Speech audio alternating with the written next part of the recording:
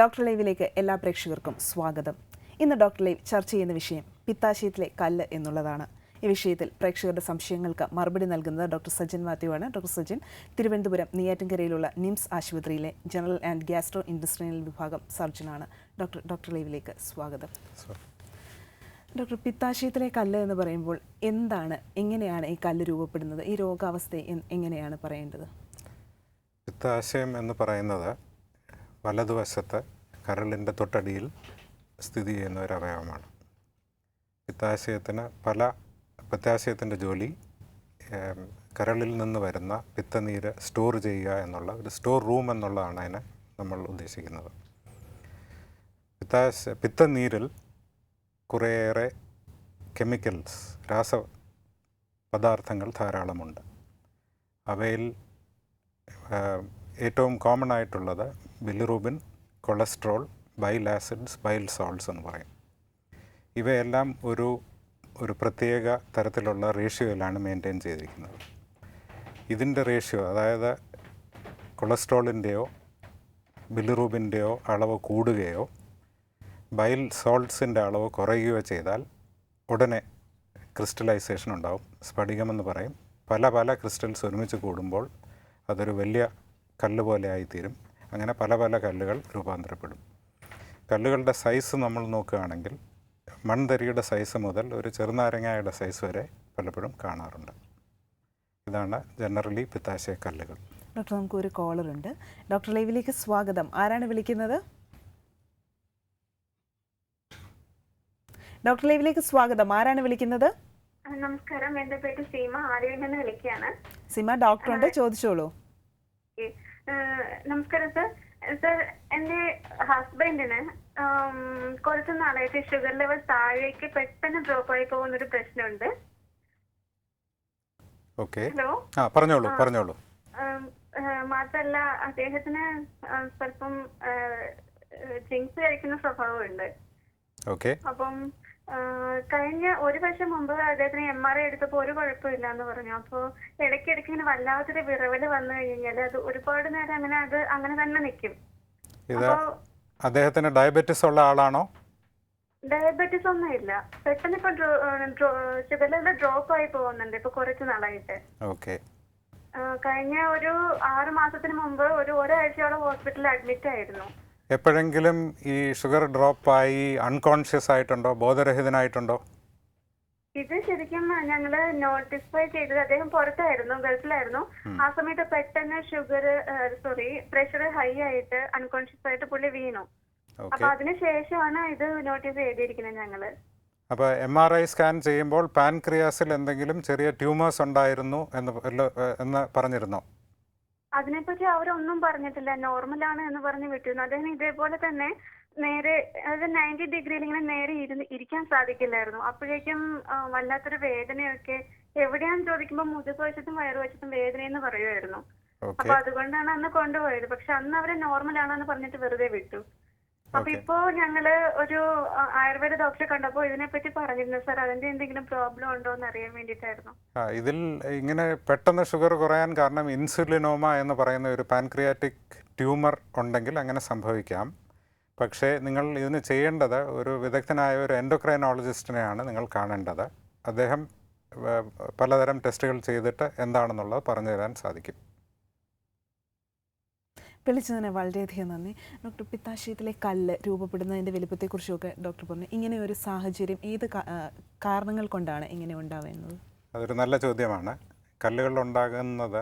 കല്ല് ഉണ്ടാകാനായിട്ടുള്ള risk factors, വണ്ണം ഒരുപാടുള്ള, അമിതമായ വണ്ണമുള്ള ആളുകൾ, ഇത് കൂടുതലും സ്ത്രീകളിലാണ് കാണുന്നത്, 40 വയസ്സ് കഴിഞ്ഞിട്ടുള്ള സ്ത്രീകൾ. അപ്പോൾ ജനറലി പറയുന്നത് ഫാറ്റ് ഫീമെയിൽ 40 ഫ്ലാറ്റുലൻറ്റ് എന്ന് പറയാറുണ്ട്. പിന്നെ ഇപ്പോൾ ഒരുപാട് പേര് ഹെൽത്ത് കോൺഷ്യസ് ആണ്. അതുകൊണ്ട് ചിലർ പെട്ടെന്ന് വെയിറ്റ് കുറയ്ക്കാൻ വേണ്ടി ജിമ്മിൽ പോവുകയും ആഹാരം കൺട്രോൾ ചെയ്യാറുണ്ട്. അങ്ങനെ പെട്ടെന്ന് വെയിറ്റ് കുറയുന്ന ആളുകൾക്കും ഇത് വരാൻ സാധ്യതയുണ്ട്. പിന്നെ പ്രഗ്നൻസി സ്റ്റേറ്റിൽ ലിത്തോജെനിസിറ്റി ഓഫ് ബൈൽ, അതായത് കല്ലുകൾ ഉണ്ടാകാനായിട്ടുള്ള പ്രവണത കൂടും. പ്രഗ്നൻസിയിൽ അങ്ങനെ ഉണ്ടാകാറുണ്ട്. ചിലർ ഈ ഓറൽ കോൺട്രസെപ്റ്റീവ് പിൽസ് കഴിക്കുന്ന സ്ത്രീകൾക്കും ഇതുണ്ടാകാൻ സാധ്യതയുണ്ട്. ഇതൊക്കെയാണ് കോമൺ ആയിട്ടുള്ള റിസ്ക് ഫാക്ടേഴ്സ്. പിന്നെ ഒരു കൂട്ടം ആളുകൾ അതായത് അമേരിക്കയിലെ റെഡ് ഇന്ത്യൻസ് അല്ലെങ്കിൽ നോർത്ത് പോളിൽ താമസിക്കുന്ന എസ്കിമോസ് ഇവർക്കെല്ലാം ഇത് കൂടുതലുണ്ടാകാനായിട്ടുള്ള ഒരു സാധ്യതയുണ്ട്.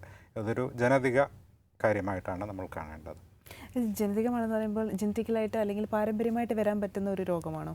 പാരമ്പര്യമായിട്ട് എന്ന് നമുക്ക് പറയാൻ സാധിക്കില്ല, എന്നാൽ it is there in families. ചില ഫാമിലികളിൽ ഉണ്ടാകാറുണ്ട്.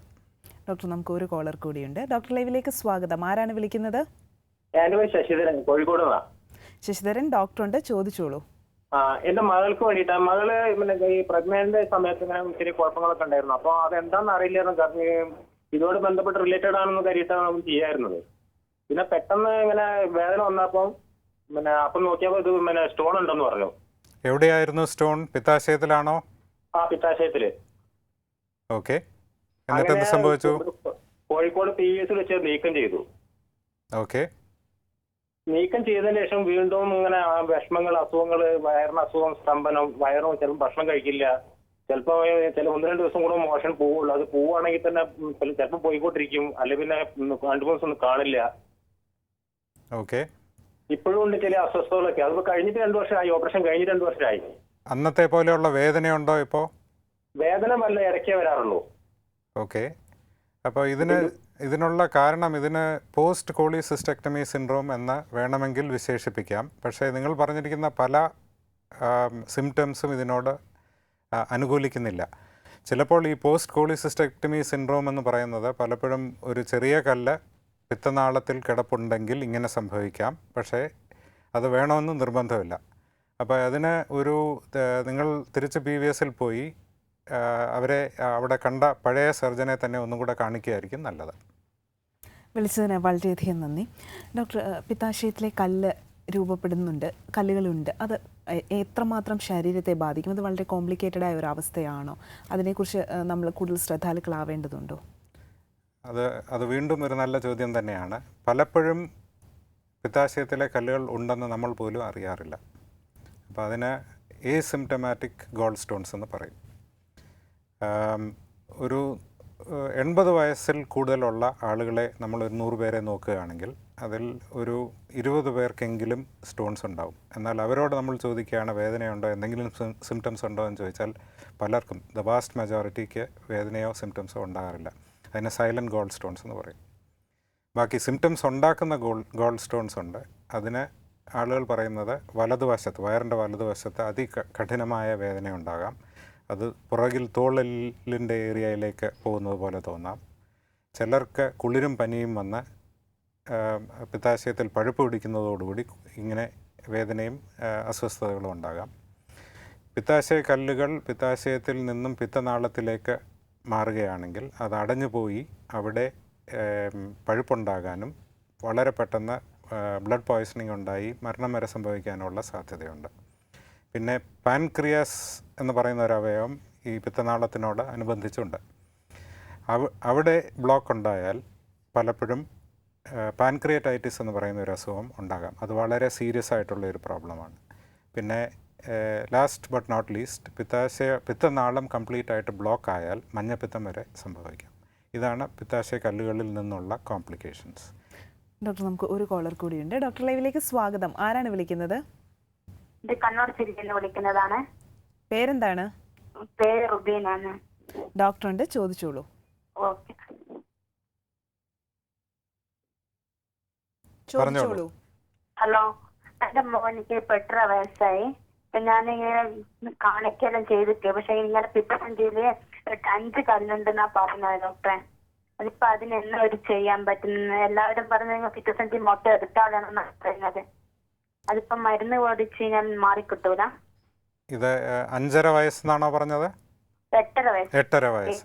ഓക്കെ, ഞാൻ നേരത്തെ പറയാൻ വിട്ടുപോയ ഒരു കാര്യമുണ്ട്. ഈ ഹീമോളിറ്റിക് അനീമിയ, അതായത് റെഡ് കളറിലുള്ള നമ്മുടെ രക്തകോശങ്ങൾ പെട്ടെന്ന് പൊട്ടിപ്പോവുക ആണെങ്കിൽ അതിൽ നിന്നും ബിലിറൂബിൻ സ്റ്റോൺസ് എന്ന് പറയുന്ന ഒരു കണ്ടീഷൻ ഉണ്ടാകും.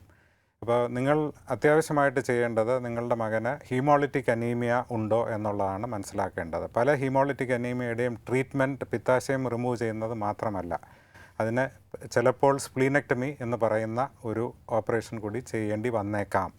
അതിനാൽ നിങ്ങൾ ആദ്യം കൺസൾട്ട് ചെയ്യേണ്ട ഒരു ഹീമറ്റോളജിസ്റ്റിനെ കാണുക. അതായത് രക്തത്തിൻ്റെ അസുഖങ്ങൾ നോക്കുന്ന ഒരാളെ കാണുക.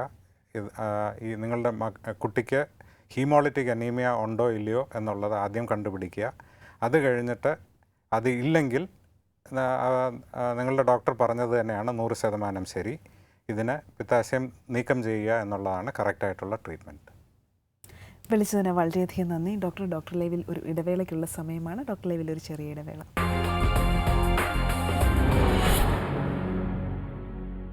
ഡോക്ടർ ലൈവിലേക്ക് വീണ്ടും സ്വാഗതം. പിത്താശയത്തിലെ കല്ലുകളെക്കുറിച്ചാണ് ഇന്നത്തെ ഡോക്ടർ ലൈവ് ചർച്ച ചെയ്തുകൊണ്ടിരിക്കുന്നത്. ഡോക്ടർ, നമുക്ക് ഒരു കോളർ കൂടിയുണ്ട്. ഡോക്ടർ ലൈവിലേക്ക് സ്വാഗതം. ആരാണ് വിളിക്കുന്നത്? ഞാൻ മേരി ഈശോ, എറണാകുളത്തുനിന്ന്. മേരി, ഡോക്ടറുണ്ട്, ചോദിച്ചോളൂ. ഓക്കെ സാർ, ചോദിച്ചോളൂ. ഓക്കെ. ഹലോ, പറഞ്ഞോളൂ.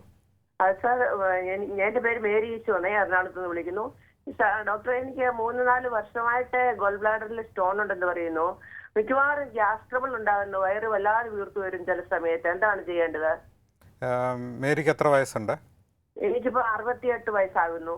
ഈ പിത്താശയക്കല്ലല്ലാതെ വേറെ എന്തെങ്കിലും കോംപ്ലിക്കേഷൻസ് ഉണ്ടോ? അതായത് ഡയബറ്റീസോ പ്രഷറോ? ഡയബറ്റീസ് ഉണ്ട്, പ്രഷറും ഉണ്ട്. ഹാർട്ടിന് എന്തെങ്കിലും അസുഖങ്ങളുണ്ടോ? ഹാർട്ടിന് അസുഖമൊന്നുമില്ല. Okay, that is very good. അപ്പോൾ ഈ പറഞ്ഞ എപ്പോഴെങ്കിലും വയറ്റിൽ വേദന ഉണ്ടായിട്ടുണ്ടോ? ഇല്ല, ഉണ്ടായിട്ടില്ല. പക്ഷേ ഏറ്റവും കൂടുതൽ തോന്നുന്നത് ബ്ലോട്ടിങ്, അതായത് ഗ്യാസ് ട്രബിൾ, അങ്ങനത്തെ ഒരു പ്രശ്നമാണ്. അതന്നെ. ഈ പിത്താശയത്തിലെ കല്ലുകൾ മരുന്നുകൊണ്ട് നമുക്ക് ട്രീറ്റ് ചെയ്യാൻ പ്രയാസമാണ്. അതായത് ഒരു ശാശ്വതമായ ഒരു പരിഹാരം മരുന്നുകൊണ്ട് നമ്മൾക്കില്ല. ഇത് പിത്താശയത്തിലെ കല്ലുകളിൽ നിന്ന് കോംപ്ലിക്കേഷൻസ് ഉണ്ടാകുന്നത് എസ്റ്റിമേറ്റ് ചെയ്തിരിക്കുന്നത് ഒരു വർഷത്തിൽ ഒരു 4% ആളുകൾക്ക് പ്രശ്നങ്ങളുണ്ടാകും എന്നാണ്. അപ്പോൾ അങ്ങനെ നോക്കുകയാണെങ്കിൽ അടുത്ത 10 വർഷം അല്ലെങ്കിൽ 20 വർഷത്തിനുള്ളിൽ മേരിക്ക് എന്തെങ്കിലും ഒരു കോംപ്ലിക്കേഷൻ അതിൽ നിന്നുണ്ടാകും. ആ സമയം ആകുമ്പോൾ മേരിക്ക് 80 വയസ്സാകും. വേറെ പല അസുഖങ്ങളും ഉണ്ടായേക്കാം. ആ സമയത്ത് ഒരു ഓപ്പറേഷൻ ചെയ്യാനുള്ള ആരോഗ്യം മേരിക്ക് ചിലപ്പോൾ ഇരിക്കില്ല. അതുകൊണ്ട് എൻ്റെ അഭിപ്രായത്തിൽ ഈ പിത്താശയം റിമൂവ് ചെയ്യുകയാണ്, ഒരു ഓപ്പറേഷൻ ചെയ്ത് റിമൂവ് ചെയ്യുകയാണ് ഇപ്പോൾ നല്ലതെന്ന് എനിക്ക് തോന്നുന്നു. പിന്നെ ഒരു കാര്യം കൂടെ പറയാനുള്ളത്, ഈ ബ്ലോട്ടിങ്ങും ഈ ഗ്യാസ് ട്രബിളും പൂർണ്ണമായിട്ട് മാറും എന്ന് ആർക്കും ഒരു ഗ്യാരണ്ടി തരാനാവില്ല. വിളിച്ചതിന് വളരെയധികം നന്ദി ഡോക്ടർ. ഈ പിത്താശയവുമായി ബന്ധപ്പെട്ട് കൊളസ്ട്രോളുമായി വളരെയധികം അടുത്ത ബന്ധമുണ്ടെന്ന് കേട്ടിട്ടുണ്ട്. എന്താണ് അതിന് കാരണം? നമ്മൾ കഴിക്കുന്ന ആഹാരത്തിൽ ഫാറ്റിൻ്റെ അളവ്, എണ്ണയുടെ അളവ് ഒരുപാട് കൂടുതലാണെങ്കിൽ അങ്ങനത്തെ ആളുകൾക്ക് പിത്താശയക്കല്ലുകൾ ഉണ്ടാകാൻ സാധ്യതയുണ്ടെന്ന് പുസ്തകങ്ങൾ പറയുന്നു.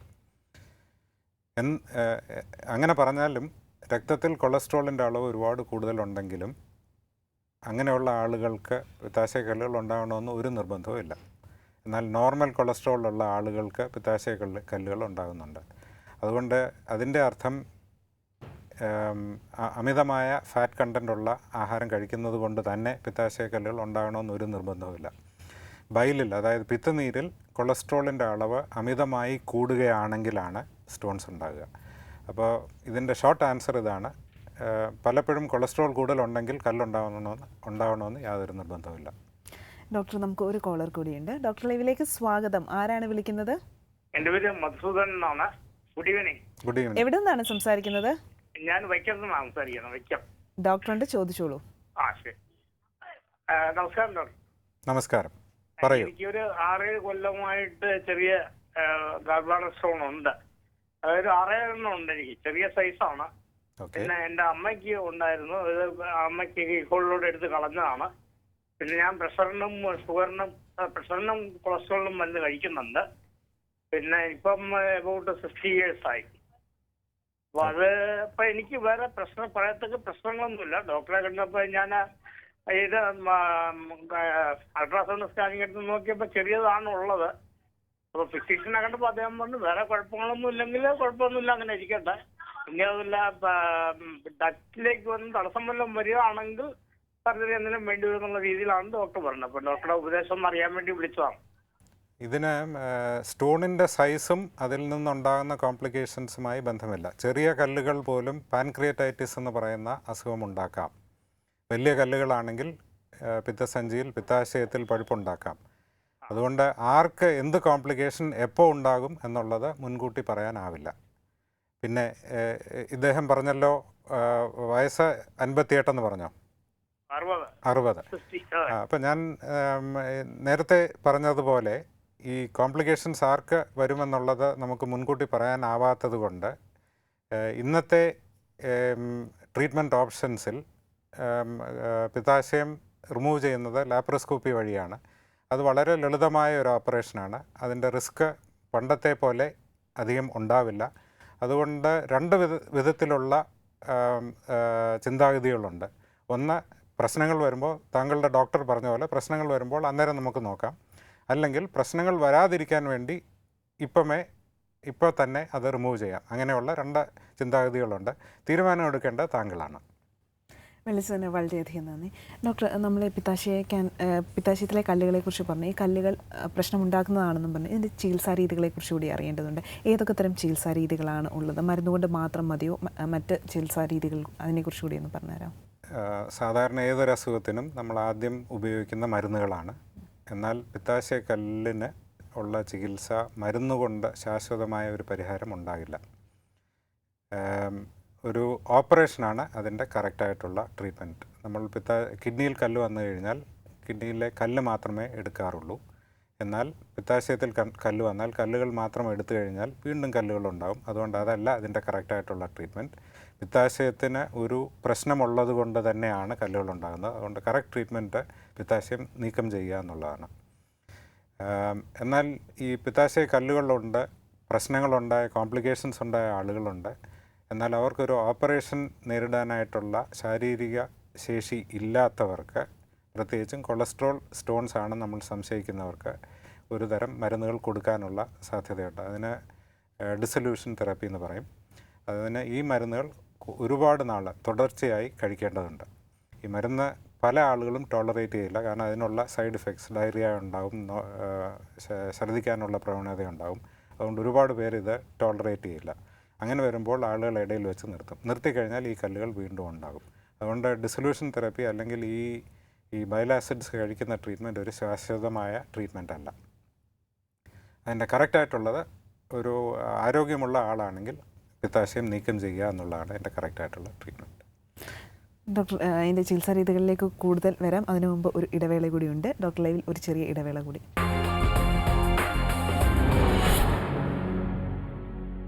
ഡോക്ടർ ലൈവിലേക്ക് വീണ്ടും സ്വാഗതം. ഡോക്ടർ, നമുക്ക് ഒരു കോളർ കൂടിയുണ്ട്. ഡോക്ടർ ലൈവിലേക്ക് സ്വാഗതം. ആരാണ് വിളിക്കുന്നത്?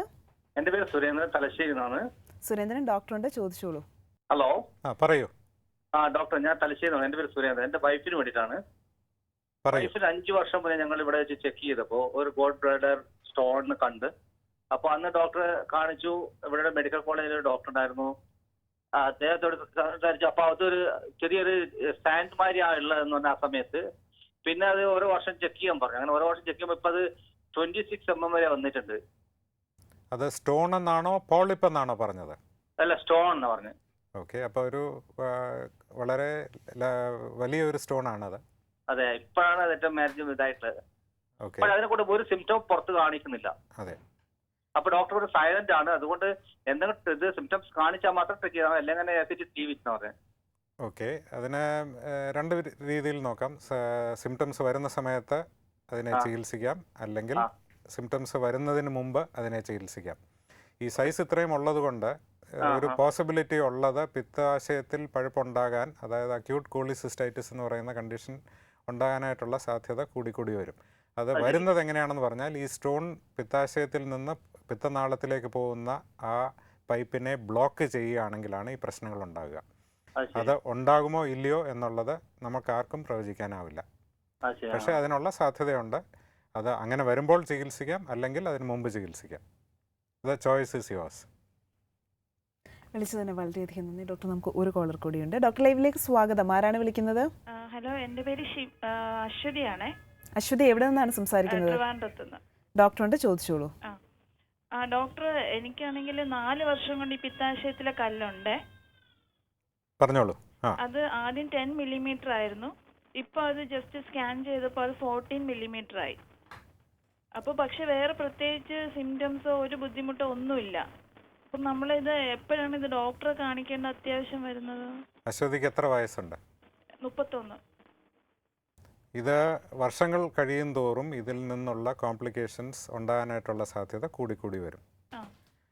അപ്പോൾ എനിക്ക് അശ്വതിയോട് പറയാനുള്ളത്, ഈ നമ്മൾ വെയിറ്റ് ചെയ്യുന്നതുകൊണ്ട് തകരാറൊന്നുമില്ല. സിംറ്റം ഉണ്ടാകുന്ന സമയത്ത് നമുക്ക് ചികിത്സിക്കാം, അല്ലെങ്കിൽ ഇപ്പം തന്നെ അതിനെ ചികിത്സിക്കാം. അപ്പോൾ സിംറ്റം വരുന്നത് ഒരു പക്ഷേ ഒരു 30 വർഷം കഴിഞ്ഞാണ്. അന്ന് അശ്വതിക്ക് ഒരു വേറെ പല അസുഖങ്ങളും ഉണ്ടായേക്കാം.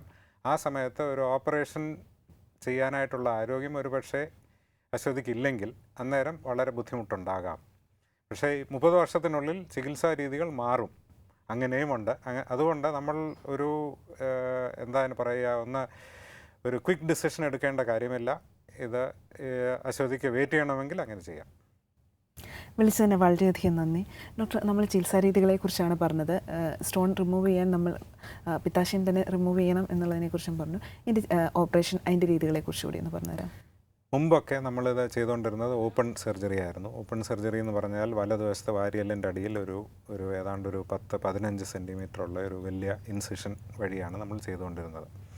അതിൻ്റെ മെയിൻ പ്രോബ്ലം വേദനയും ലങ് കോംപ്ലിക്കേഷൻസ് എന്ന് പറയും. വലത്തെ ലങ് കൊളാപ്സ് ചെയ്യാനും ഒരുപാട് പ്രശ്നങ്ങൾ ഉണ്ടായിക്കൊണ്ടിരുന്ന ഒരു കാലഘട്ടത്തിലാണ് ഇങ്ങനെ ചെയ്തുകൊണ്ടിരുന്നത്. ഇപ്പോൾ എല്ലാ ഓപ്പറേഷൻസും താക്കോൽ ദ്വാര ഓപ്പറേഷൻസിൽ കൂടിയാണ്, അപ്രോച്ചിൽ കൂടിയാണ് ഇപ്പോൾ ചെയ്യുന്നത്. ഇത് ചെയ്യുമ്പോൾ 3-4 ചെറിയ കിഴുത്തകൾ അബ്ഡോമിനൽ ക്യാവിറ്റിയിലേക്ക് ഇടുക. ഒന്നിൽ കൂടെ ക്യാമറ അകത്തേക്ക് കടത്തുക. നമ്മൾ കാണുന്നുണ്ട് സ്ക്രീനിൽ. പണ്ട് അർജുനൻ മീനിൻ്റെ കണ്ണിലേക്ക് അമ്പ് ചെയ്തതുപോലെ സെയിം പ്രിൻസിപ്പിളാണ് നമ്മളിവിടെയും ഉദ്ദേശിക്കുന്നത്. ക്യാമറയിൽ കൂടെ കണ്ടുകൊണ്ടാണ് ഇത് ചെയ്യുന്നത്. ഇതിൻ്റെ ബിഗ്ഗസ്റ്റ് അഡ്വാൻറ്റേജ് എന്താണെന്ന് പറഞ്ഞാൽ, ഈ കിഴുത്തകൾ വളരെ ചെറുതായിരിക്കും. അതുകൊണ്ട് വേദന വളരെ വളരെ കുറവായിരിക്കും. അന്ന് തന്നെ ആഹാരം കഴിക്കാം. മിക്കവാറും ആളുകൾക്ക് അടുത്ത ദിവസം വീട്ടിൽ പോകാം. ഒരാഴ്ച കൊണ്ട് മുമ്പ് ചേരുന്ന എല്ലാ കാര്യങ്ങളും ചെയ്യാൻ സാധിക്കും. ഇതാണ് ലാപ്രോസ്കോപ്പിയുടെ ഏറ്റവും വലിയ അഡ്വാൻറ്റേജ്. ഈ ഒരാൾ പിത്താശയം റിമൂവ് ചെയ്തു, ആ ആൾക്ക് അതിന് ശേഷം ജീവിക്കുന്നതിൽ എന്തെങ്കിലും പ്രശ്നമുണ്ടോ? ഇതിൻ്റെ അഭാവത്തിൽ ജീവിതത്തിന് എന്തെങ്കിലും തടസ്സങ്ങളുണ്ടാവുമോ? പിത്താശയത്തിന് ഒരു സ്റ്റോർ റൂമാണെന്നാണ് ഞാൻ ആദ്യം പറഞ്ഞിരുന്നത്. പലപ്പോഴും പിത്താശയത്തിന് കല്ലുകളുണ്ടാകുമ്പോൾ പിത്താശയത്തിൻ്റെ ഫങ്ഷൻ നോർമൽ അല്ലാതെ ആകുമ്പോഴാണ് കല്ലുകളുണ്ടാകുക. അപ്പോൾ ഏതായാലും അതൊരു ഡിസീസ്ഡ് ഓർഗനാണ്. അത് റിമൂവ് ചെയ്യുന്നത് കൊണ്ട്, നീക്കം ചെയ്യുന്നത് കൊണ്ട് പ്രത്യേകിച്ച് പ്രശ്നങ്ങളൊന്നും ഉണ്ടാകാറില്ല. ചില ആളുകൾക്ക് അപൂർവമായി, വളരെ വളരെ അപൂർവമായി ചിലർക്ക് ഡയറിയ, അതായത് വയറിളക്കം ഉണ്ടാകാനായിട്ടുള്ളൊരു സാധ്യതയുണ്ട്. പക്ഷേ അത് സെൽഫ് ലിമിറ്റിംഗ് ആണ്. കുറച്ച് നാളുണ്ടാവും, അത് കഴിഞ്ഞ് തനിയെ മാറിക്കോളും. ഈ പിത്താശയത്തിലെ കല്ലിനെ കുറിച്ച് പറയുമ്പോൾ നമ്മൾ മൂത്രാശയത്തിലെ കല്ലും പെട്ടെന്ന് ഓർമ്മ വരും. ഇത് തമ്മിൽ എന്തെങ്കിലും ബന്ധമുണ്ടോ? ഇത് തമ്മിൽ യാതൊരു ബന്ധവുമില്ല. മൂത്രാശയത്തിലെ കല്ലുകൾ വേറെ, ഇത് വേറെ. മൂത്രാശയത്തിലെ കല്ലുകൾ മിക്കവാറും കാൽസ്യം ഓക്സലേറ്റ് എന്ന് പറയുന്നതാണ്. പിന്നെ യൂറിക് ആസിഡ് ഉണ്ട്. വേറെ വളരെ അപൂർവമായിട്ടുള്ള വേറെ കാര്യങ്ങളുണ്ട്. അതും കൊളസ്ട്രോളുമായി യാതൊരു ബന്ധവുമില്ല. അതും ഇതുമായിട്ട് യാതൊരു ബന്ധവുമില്ല എന്ന് വേണം പറയാൻ. ഡോക്ടർ, പിത്താശയത്തിലെ കല്ല് ഉണ്ടാവാതിരിക്കാൻ എന്തെങ്കിലും മുൻകരുതലുകൾ എടുക്കാൻ സാധിക്കുമോ? മുൻകരുതലുകൾ യാതൊന്നുമില്ല. അത് ചില ആളുകൾക്കുണ്ടാവും, ചില ആളുകൾക്കുണ്ടാവില്ല. അത് വന്നു കഴിഞ്ഞാൽ അന്നേരം അതിന് തക്കതായ ചികിത്സ ആ സമയത്ത് ചെയ്യുക എന്നുള്ളത് മാത്രമേ ഉള്ളൂ. വളരെയധികം നന്ദി ഡോക്ടർ. ഇന്നത്തെ ഡോക്ടർ ലൈവിൻ്റെ സമയം ഇവിടെ പൂർണ്ണമാവുകയാണ്. പിത്താശയത്തിലെ കല്ലിനെ കുറിച്ചാണ് ഇന്നത്തെ ഡോക്ടർ ലൈവ് ചർച്ച ചെയ്തത്. നമസ്കാരം.